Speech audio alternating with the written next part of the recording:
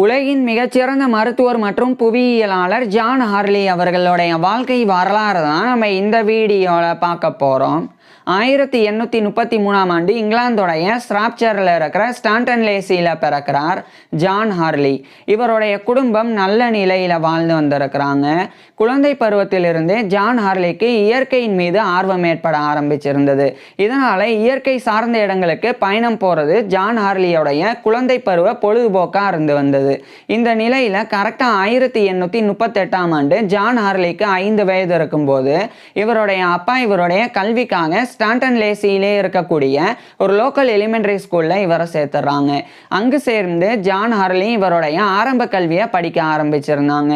ஆரம்ப கல்வியின் போது ஃபிலாசபி, தத்துவம், லிட்ரேச்சர், இலக்கியம், ஹிஸ்ட்ரி, வரலாறு இது போன்ற கிளாசிக்கல் எஜுகேஷனை ஜான் ஹார்லி படித்து வந்தாங்க. இதுக்கப்புறம் 1843 ஆண்டு இவருடைய 10 வயதில் ஜான் ஹார்லி இவருடைய ஆரம்ப கல்வியை முடிச்சிடுறாங்க. இதுக்கப்புறமா இவருடைய அப்பா இவரை மேற்கொண்டு படிக்க வைக்கிறதுக்காக அந்த ஸ்டாண்டன் லேசியிலே இருக்கக்கூடிய ஒரு லோக்கல் கிராமர் ஸ்கூலில் இவரை சேர்த்துறாங்க. அது ஒரு ஹை ஸ்கூலாக இருந்தது.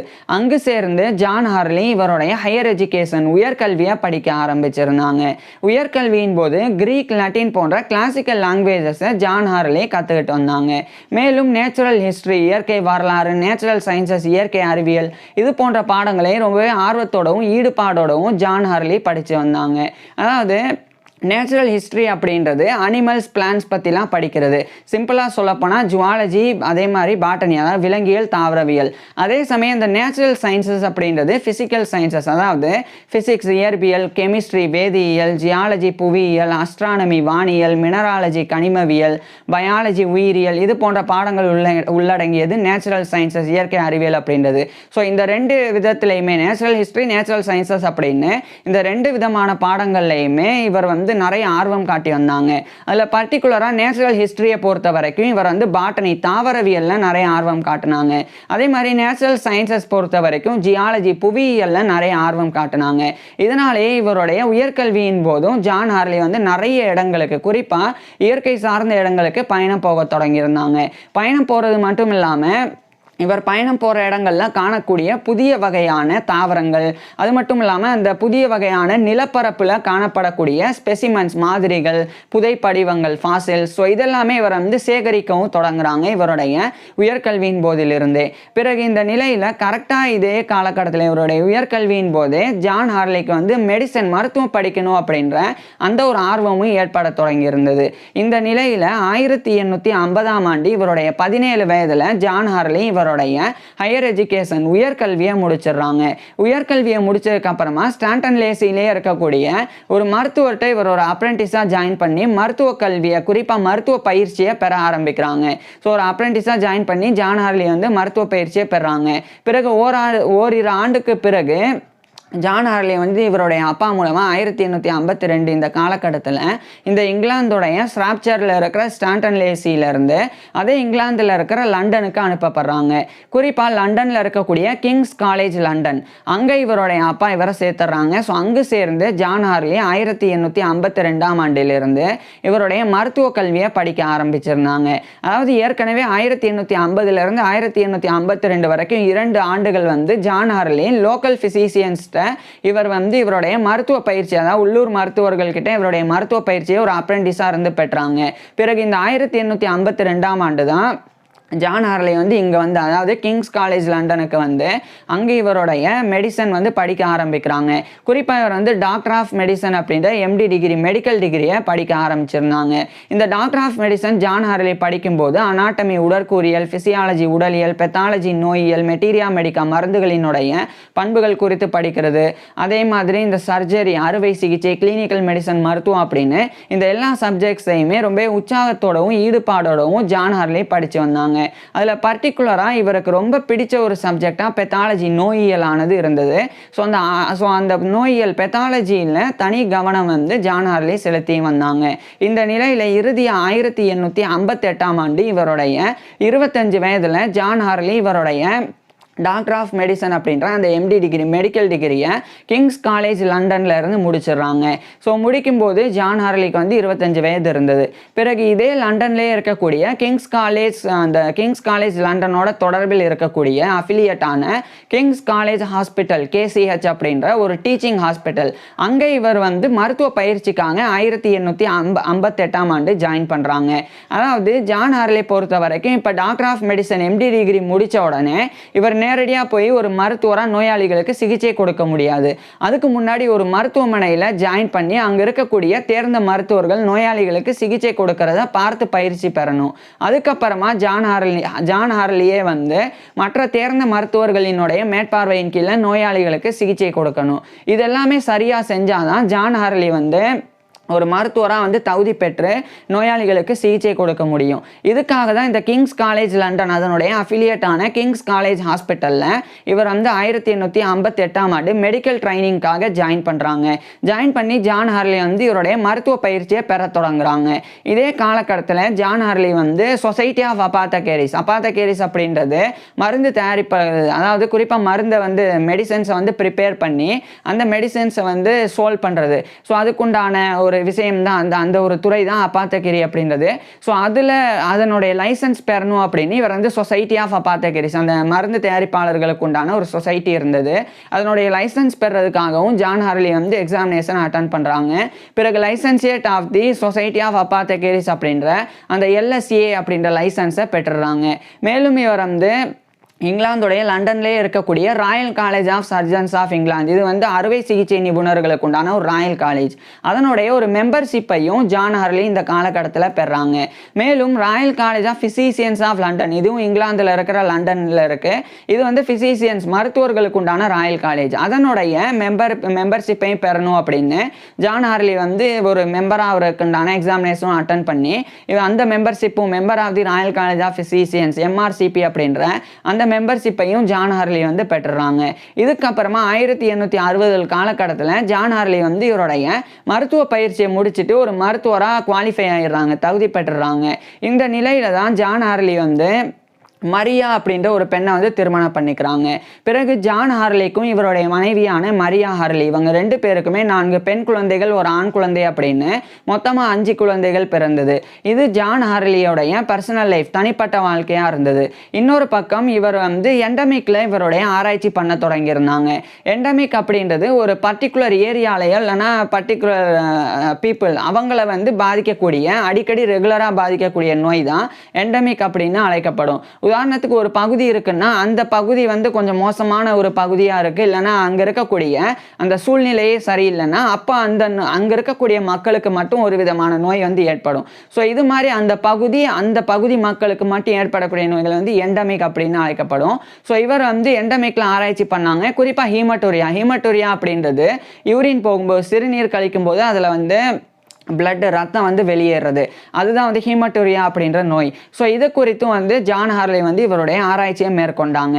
இந்த நிலையில் 1863ஆம் ஆண்டு இவருடைய 30 வயதில் ஜான் ஹார்லி வந்து அந்த கிங்ஸ் காலேஜ் ஹாஸ்பிட்டலோடைய ஒரு அசிஸ்டன்ட் ஃபிசிஷியனாக, உதவி மருத்துவராக நியமிக்கப்படுறாங்க.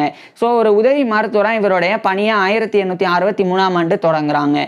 இதே 1863ஆம் ஆண்டு தான் லண்டன்லேயே இருக்கக்கூடிய லின்னேயன் சொசைட்டி ஆஃப் லண்டன் அதனுடைய ஒரு ஃபெல்லோவாகவும் ஜான் ஹார்லி வந்து தேர்ந்தெடுக்கப்படுறாங்க. So fellow of the Linnean Society of London FLS அப்படின்ற இந்த ஒரு கௌரவத்தை 1863ஆம் ஆண்டு ஜான் ஹார்லி வந்து பெற்றுறாங்க. இதுக்கப்புறமா 1864ஆம் ஆண்டு ஜான் ஹார்லி வந்து அந்த endemic haematuria of the Cape of Good Hope அப்படின்ற அந்த டைட்டிலில் ஒரு முக்கியமான ஒரு ரிசர்ச் ஒர்க்கை எழுதி ராயல் சொசைட்டி ஆஃப் மெடிசனுடைய ஜேர்னலில் இவர் வந்து அதை 1864ஆம் ஆண்டு பப்ளிஷ் பண்ணுறாங்க.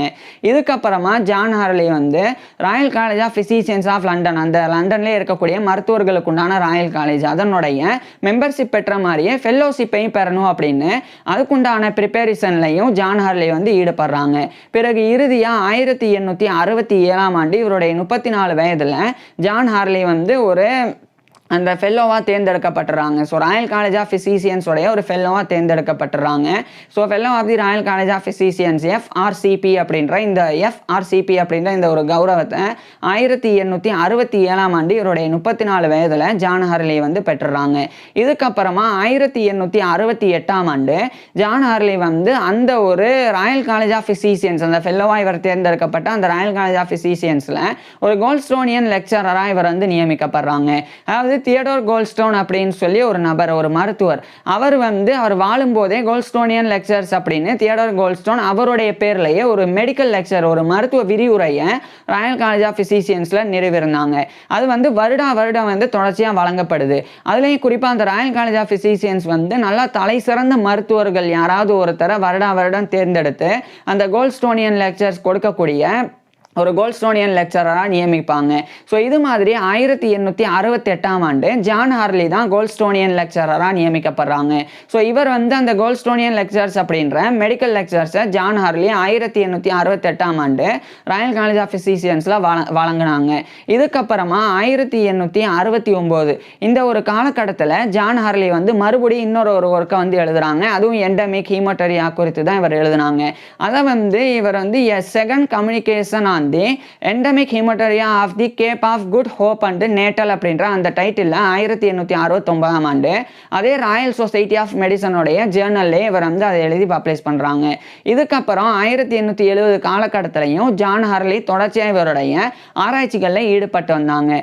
இந்த நிலையில் 1871ஆம் ஆண்டு இந்த கிங்ஸ் காலேஜ் லண்டன் அதனுடைய அசிஸ்டன்ட் ஃபிசிஷியன் உதவி மருத்துவர் அப்படின்ற அந்த பொறுப்பில் இருந்து இவர் ரிசைன் பண்ணுறாங்க. ரிசைன் பண்ணிட்டு அதே லண்டன்லேயே இருக்கக்கூடிய செயின்ட் தாமஸஸ் ஹாஸ்பிட்டல் அங்கே இவர் ஒரு அசிஸ்டன்ட் ஃபிசிஷியனாக 1871ஆம் ஆண்டு அதே பொறுப்பில் ஜாயின் பண்ணுறாங்க. இந்த செயின்ட் தாமஸஸ் ஹாஸ்பிட்டல் அப்படின்றதும் ஒரு லார்ஜ் டீச்சிங் ஹாஸ்பிட்டல். அதாவது டீச்சிங் ஹாஸ்பிட்டல் அப்படின்றது மருத்துவ நோயாளிகளுக்கு சிகிச்சை மட்டும் வழங்கக்கூடிய ஒரு ஹாஸ்பிட்டல் மட்டும் கிடையாது, மருத்துவ மாணவர்களுக்கு மருத்துவ கல்வியையும் மருத்துவ பயிற்சியையும் கொடுக்கக்கூடிய ஒரு டீச்சிங் ஹாஸ்பிட்டலும் கூட.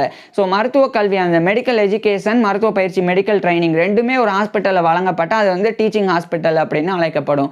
அது மாதிரி தான் இந்த செயின்ட் தாமஸஸ் ஹாஸ்பிட்டல் அப்படின்றது ஒரு பெரிய டீச்சிங் ஹாஸ்பிட்டல். இந்த கிங்ஸ் காலேஜ் லண்டன் அங்கே இவர் மருத்துவ பயிற்சி பெற்று உதவி மருத்துவராக வேலை பார்த்த அந்த மருத்துவமனை அதுவுமே வந்து அந்த கிங்ஸ் காலேஜ் ஹாஸ்பிட்டலுமே வந்து ஒரு டீச்சிங் ஹாஸ்பிட்டல் தான். ஸோ அங்கேருந்து 1871ஆம் ஆண்டு விலகி இந்த செயின்ட் தாமஸஸ் ஹாஸ்பிட்டலில் இவர் வந்து ஜாயின் பண்ணுறாங்க. ஜாயின் பண்ண இதே 1871ஆம் ஆண்டு ஜான் ஹார்லி வந்து இன்னொரு ஒர்க்கை வந்து இவர் வந்து எழுதுகிறாங்க. அது வந்து இந்த தென்கிழக்கு ஆப்பிரிக்கா அங்கே ஏற்படக்கூடிய நோய்கள்லேருந்து அந்த நோய்களுக்கு கொடுக்கக்கூடிய சிகிச்சைக்காக கண்டுபிடிக்கப்படக்கூடிய மெடிகேஷன்ஸ் மருந்துகள் அது குறித்தெல்லாம் ஜான் ஹார்லி வந்து ஆராய்ச்சி பண்ணாங்க. அதுலேயும் குறிப்பாக இந்த சிறுநீர் பையில் இருந்து இந்த சிறுநீர் வழியா எப்படி ரத்தம் வெளியேறுது அதுல இவருடைய ஆராய்ச்சியை மேற்கொண்டாங்க. இதன் விளைவா 1871ஆம் ஆண்டு ஜான் ஹார்லி வந்து third communication on the endemic haematuria of the south eastern Africa with remarks on the topical medication of the bladder அப்படின்ற டைட்டில் ராயல் சொசைட்டி ஆஃப் மெடிசனுடைய அந்த ஜேர்னல்லையே ஜான் ஹார்லி பப்ளிஷ் பண்றாங்க. இதுக்கப்புறமா ஜான் ஹார்லி வந்து என்டரிக் fever, scarlet fever இது குறித்த ஆராய்ச்சியிலலாம் ஈடுபட்டாங்க. குறிப்பாக அந்த என்டரிக் ஃபீவரையும் ஸ்கார்லட் ஃபீவரையும் ஏற்படுத்தக்கூடிய பேத்தஜன் கிருமிகள் அது குறித்து இவர் வந்து ஆராய்ச்சி பண்ணாங்க. இதன் விளைவாக 1872ஆம் ஆண்டு ஜான் ஹார்லி வந்து அதாவது pathology of scarlatina and the relation between enteric and scarlet fevers அப்படின்ற அந்த டைட்டில் இதையுமே ராயல் சொசைட்டி ஆஃப் மெடிசனுடைய ஜேர்னல்லையே 1872ஆம் ஆண்டு ஜான் ஹார்லி பப்ளிஷ் பண்ணுறாங்க. இதுக்கப்புறமா ஜான் ஹார்லி மேலும் இவருடைய ஆராய்ச்சிகளை நோய்கள் குறித்தே வந்து தொடர்ந்து வந்தாங்க. குறிப்பாக இந்த காலகட்டத்தில் தசைகளினுடைய இயக்கம் குறித்து இவருடைய ஆராய்ச்சியை பண்ணாங்க. அதுலேயும் குறிப்பாக இந்த ஹெம்லாக் அதை வந்து எப்படி பயன்படுத்துறது அப்படின்றத அந்த ஒரு விளக்கத்தையும் இவர் வந்து எழுதினாங்க. அதை வந்து 1874ஆம் ஆண்டு ஜான் ஹார்லி வந்து cases of disordered muscular movement illustrating the uses of hemlock அப்படின்ற அந்த டைட்டில் 1874ஆம் ஆண்டு ஜான் ஹார்லி இந்த ஒரு ஒர்க்கையும் பப்ளிஷ் பண்ணுறாங்க. இதையுமே ஜான் ஹார்லி வந்து ராயல் சொசைட்டி ஆஃப் மெடிசனுடைய ஜேர்னல்லையே பப்ளிஷ் பண்ணுறாங்க. இதுக்கப்புறமா ஜான் ஹார்லி மேலும் இவருடைய ஆராய்ச்சி ஒரு பக்கம் இருக்கு, இன்னொரு பக்கம் செயின்ட் தாமஸஸ் ஹாஸ்பிட்டலில் அந்த உதவி மருத்துவராக இவருடைய பங்களிப்பையும் தொடர்ந்து கொடுத்து வந்தாங்க. இந்த காலகட்டத்தில் ஜான் ஹார்லி வந்து மற்ற மருத்துவர்களுக்கும் ஜான் ஹார்லி ஹார்லியோடைய பார்வை ரெண்டுத்துலையுமே வித்தியாசம் இருந்தது. அதாவது மற்ற நபர்கள் வந்து இந்த காலகட்டத்தில் நம்பப்பட்ட பாக்டீரியா குறித்தும் பெத்தாலஜி குறித்தும் நம்பப்பட்ட விஷயங்கள் தான், அதுலேயும் குறிப்பாக அறிவியல் ரீதியாக நம்பப்பட்ட விஷயங்கள் தான் அவங்க வந்து ஏற்றுக்கிட்டாங்க. ஆனால் ஜான் ஹார்லி வந்து அதிலிருந்து சில கருத்துக்களில் முரண்பட்டாங்க. அதாவது ஒரு சில நோய்கள் வந்து ஏற்கனவே இருக்கக்கூடிய சயின்டிஃபிக் இல்லிஸ்ட்ரேஷன்ஸ் படிலாம் உருவாகிறது கிடையாது. அதாவது டிசீசஸோடைய ஆரிஜின் வந்து வேறு மாதிரி இருக்குது அப்படின்னு ஜான் ஹார்லி வந்து இவருடைய ஆராய்ச்சியின் முடிவாக வந்து வெளிப்படுத்தி வந்தாங்க. ஆனால் அது வந்து பெரிய அளவில் ஏற்றுக்கொள்ளப்படலை. ஸோ இதனாலேயே ஜான் ஹார்லி வந்து கொஞ்சம் கொஞ்சமாக புறக்கணிக்கப்பட்டு வந்தாங்க. இந்த நிலையில் 1877ஆம் ஆண்டு ஜான் ஹார்லி வந்து case of simple atrophic scleroma associated with disorders of the circulatory and alimentary functions அப்படின்னு சொல்லி ஒரு இருக்கு. இது வந்து ரத்த ஓட்டம் குறித்தும் இவர் வந்து ஸ்க்லெரோமா அப்படின்ற நோய் குறித்தும் இதை எழுதிய 1877ஆம் ஆண்டு ஜான் ஹார்லி வந்து பப்ளிஷ் பண்ணியிருந்தாங்க. இதுக்கப்புறமா 1878ஆம் ஆண்டு அதே அட்ராஃபிக் ஸ்க்லெரோமா அதை குறித்த ஒரு ஒர்க்கை இவர் வந்து எழுதினாங்க. அதை வந்து 1878ஆம் ஆண்டு A Second Communication on Simple Atrophic Scleroma அப்படின்ற அந்த டைட்டிலில் பப்ளிஷ் பண்ணுறாங்க. இவைகளையுமே இந்த 1877 1878 அந்த அட்ராஃபிக் ஸ்க்லெரோமா குறித்து இவர் எழுதினதை அதே இதுலையே, அதாவது ராயல் சொசைட்டி ஆஃப் மெடிசனுடைய ஜேர்னலே இவர் வந்து பப்ளிஷ் பண்ணாங்க. இந்த நிலையில் 1879ஆம் ஆண்டு ஜான் ஹார்லி வந்து அவர் பணிபுரியக்கூடிய அந்த செயின்ட் தாமஸஸ் ஹாஸ்பிட்டலில் ஒரு அசிஸ்டன்ட் ஃபிசிஷியன் உதவி மருத்துவர் அப்படின்ற அந்த பொறுப்பிலிருந்து ஒரு ஃபுல் ஃபிசிஷியனாக முழு மருத்துவராக வந்து நியமிக்கப்படுறாங்க. அந்த ப்ரமோஷன் பதவி உயர்வை பெற்றுறாங்க. இதுக்கப்புறமா 1881 இந்த காலகட்டத்தில் ஜான் ஹார்லி வந்து இவருடைய ஒய்ஃப் அதே மாதிரி சில்ட்ரன் அவங்க கூடலாம் சேர்ந்து லண்டன்லேயே இருக்கக்கூடிய அந்த வெஸ்ட்மின்ஸ்டர் அங்கே இருந்த செயின்ட் ஜார்ஜ் ஹானோவர் ஸ்கொயர் அங்கே வந்து 1881ஆம் ஆண்டு காலகட்டத்தில் ஜான் ஹார்லி வந்து தங்கியிருந்தாங்க. அங்குதான் ஒரு சிறிய மருத்துவமனை வச்சு ஜான் ஹார்லி இவருடைய மருத்துவ சிகிச்சைகளையும் கொடுத்து வந்தாங்க. ஸோ செயின்ட் தாமஸஸ் ஹாஸ்பிட்டலில் ஒரு மருத்துவராக வந்து ஃபிசிஷியனாக இருக்கிறாங்க. அதே சமயம் இவரும் வந்து பிரைவேட் ப்ராக்டிஸும் வந்து கண்டினியூ பண்ணி வந்தாங்க. மேலும் இதே காலகட்டத்தில் ஜான் ஹார்லி வந்து நிறைய பேர்னால புறக்கணிக்கப்பட ஆரம்பிச்சிருந்தாங்க. ஏன்னா ஜான் ஹார்லி சொன்ன விஷயங்கள் நான் ஏற்கனவே சொன்ன மாதிரி பாக்டீரியாலஜி பெத்தாலஜிலாம் அந்த காலகட்டத்தில் பெருசாக மருத்துவ வளர்ச்சி இல்லாத காலகட்டத்தில் அப்போ வந்து சயின்டிஃபிக் ரீதியாக ஒரு சில விஷயங்கள் வந்து தவறாக கருதப்பட்டு தவறாக வந்து நம்பப்பட்டு வந்தது. ஆனால் அது தவறு அப்படின்னு ஜான் ஹார்லி தான் வந்து சில முக்கியமான விஷயங்கள் குறிப்பிட்டாங்க. அதாவது இந்த பாக்டீரியாலஜி பெத்தாலஜிலாம் அதாவது கிருமிகள் தான் நோய்களை ஏற்படுத்தக்கூடியது, அந்த கிருமிகளை நீக்கிட்டால் நோய் வந்து குணமடைஞ்சிரும் அப்படின்றது ஜான் ஹார்லியோடைய அந்த மருத்துவ கருத்தா இருந்தது. ஆனால் இது இந்த காலகட்டத்தில் பெரிய அளவில் ஏற்றுக்கொள்ளப்படலை. இதனாலேயே நிறைய பேர் வந்து இவரை புறக்கணிச்சாங்க. ஜான் ஹார்லிக்கு கிடைக்கக்கூடிய அந்த பேஷண்ட்ஸ் அந்த நோயாளிகள் அவங்களுடைய அந்த வருகையும் வந்து குறைய தொடங்கி இருந்தது. இது மாதிரியான பிரச்சனைகள் இருந்தது. இது ஒரு பக்கம் இருக்கு. இன்னொரு பக்கம் கல்லீரலில் ஏற்படக்கூடிய ஆக்டினோமைகோசிஸ் அப்படின்ற ஒரு வகையான வீக்கம் அது குறித்து இவர் வந்து ஆராய்ச்சி பண்ணாங்க. அந்த ஆராய்ச்சியின் விளைவாக 1886ஆம் ஆண்டு ஜான் ஹார்லி வந்து இன்னொரு ஒர்க்கை வந்து எழுதினாங்க. அது வந்து a case of so called actinomycosis of the liver அப்படின்ற அந்த டைட்டிலில் அதே ராயல் சொசைட்டி ஆஃப் மெடிசனுடைய ஜேர்னல்லையே ஜான் ஹார்லி வந்து பப்ளிஷ் பண்ணாங்க. இப்படி தொடர்ச்சியாக ஜான் ஹார்லி ஒரு பக்கம் மருத்துவத்தில் இவருடைய பங்களிப்புகளை கொடுத்து வந்தாலும் இன்னொரு பக்கம் ஜான் ஹார்லி வந்து இந்த தாவரவியல் புவியியல் அதில் இவருக்கு சிறு வயதிலிருந்தே ஆர்வம் இருந்தது. இதனால் அதுலயுமே இவருடைய பங்களிப்புகளை கொடுத்து வந்தாங்க. இந்த நிலையில 1889ஆம் ஆண்டு ராயல் காலேஜ் ஆஃப் பிசிசியன்ஸ் அந்த ஃபெல்லோவா இவர் தேர்ந்தெடுக்கப்பட்ட அந்த ராயல் காலேஜ் ஆஃப் பிசிசியன்ஸ்ல ஒரு லம்னியல் லெக்சரராகவும் 1889ஆம் ஆண்டு இவர் நியமிக்கப்படுறாங்க. ஏற்கனவே கோல்ட்ஸ்டோனியன் லெக்சரராக நியமிக்கப்பட்டாங்க 1868ஆம் ஆண்டு. இப்போ 1889ஆம் ஆண்டு ஜான் ஹார்லி வந்து ஒரு லம்லியன் லெக்சரராக நியமிக்கப்படுறாங்க. இது வந்து ஜான் லம்லி த பேரன் அப்படின்னு ஒரு நபர். அந்த ஜான் லம்லி வந்து அவர் தான் இந்த லம்லியன் லெக்சர்ஸ் அப்படின்னா அவருடைய பேரில் அந்த ஒரு மருத்துவ விரிவுரை வந்து நிறைவேறினாங்க. அது வழங்குறதுக்கு 1889ஆம் ஆண்டு ராயல் காலேஜ் ஆஃப் பிசிசியன்ஸ் தரப்பில் இருந்து ஜான் ஹார்லி நியமிக்கப்பட்டாங்க. இதுக்கப்புறமா 1890 காலகட்டத்தில் ஜான் ஹார்லிக்கு வந்து படிப்படியாக வந்து வயதும் ஆக ஆரம்பிச்சிருந்தது. இதனால் 1893ஆம் ஆண்டு இவருடைய 60 வயதில் அந்த செயின்ட் தாமஸஸ் ஹாஸ்பிட்டலில் ஒரு ஃபுல் ஃபிசிஷியன் அப்படின்ற பொறுப்பிலிருந்து ஒரு கன்சல்டன்ட் ஃபிசிஷியனாக நியமிக்கப்படுறாங்க. ஒரு ஆலோசனை மருத்துவராக 1893ஆம் ஆண்டு ஜான் ஹார்லி நியமிக்கப்பட்டுறாங்க. இதுக்கப்புறமா ஜான் ஹார்லி தொடர்ச்சியாக இந்த இயற்கை சார்ந்த இடங்களுக்கு பயணம் போய் புதிய வகையான தாவரங்கள் கண்டா அதை வந்து சேகரித்து இவர் வளர்க்குறது, அதேமாதிரி புதிய வகையான அந்த புதை படிவங்கள் இவர் காணக்கூடிய புதிய புதிய வகையான புதை படிவங்கள், ஃபாசில்ஸ், அதே மாதிரி ஸ்பெசிமென்ஸ் மாதிரிகள் அதெல்லாமே கூட ஜான் ஹார்லி வந்து சேகரித்து வந்தாங்க. ஸோ இது மாதிரி ஜான் ஹார்லி இவருடைய வாழ்க்கையை வாழ்ந்து வந்தாங்க. பிறகு இறுதியாக 1902ஆம் ஆண்டு இவருடைய கிட்டத்தட்ட 69 வயதில் ஜான் ஹார்லி வந்து அந்த செயின்ட் தாமஸஸ் ஹாஸ்பிட்டலுடைய ஃபிசிஷியன் மருத்துவர் அப்படின்ற அந்த பொறுப்பில், குறிப்பாக கன்சல்டன்ட் ஃபிசிஷியன் ஆலோசனை மருத்துவர் அப்படின்ற அந்த பொறுப்பில் இருந்து ரிட்டையர் ஆயிடுறாங்க. ரிட்டையர் ஆனதுக்கப்புறமா ஜான் ஹார்லி வந்து இங்கிலாந்தில் இருக்கிற லண்டனில் இருந்து அதே இங்கிலாந்துடைய வெஸ்ட் சசெக்ஸில் இருக்கிற பல்பராக்கு வந்து போயிடுறாங்க. ஸோ அங்கு தான் ஜான் ஹார்லி வந்து இவருடைய வாழ்க்கையை 1902க்கு பிறகு வாழ தொடங்கினாங்க.